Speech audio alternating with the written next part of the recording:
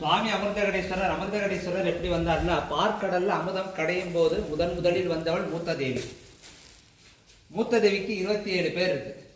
ரப்பை தேவி, ஜேஷ்டா தேவி, அலட்சுமி அப்படின்னு. இந்த மூத்த தேவி இருக்கிற கோயில் எல்லாமே ரொம்ப பழமை வாய்ந்த கோயில்.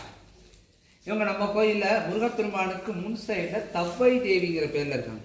இதே காஞ்சிபுரத்துல ஜேஷ்டா தேவிங்கிற பேர்ல இருக்காங்க. இவங்களுக்கு 2 பசங்க, மாந்தன், குளிகை அப்படின்னு. இந்த மாந்தன், குளிகை 2 பேருமே சனீஸ்வரனுடைய மகன்களாக கருதப்படுறாங்க. இந்த மூத்த தேவியோட சகோதரி தான் மகாலட்சுமி. மகாலட்சுமி அமுதகலசத்திற்கு பார்க்கடல்லேருந்து வரும்போது தேவர்களும் அசுரர்களும் சண்டையிடுறாங்க.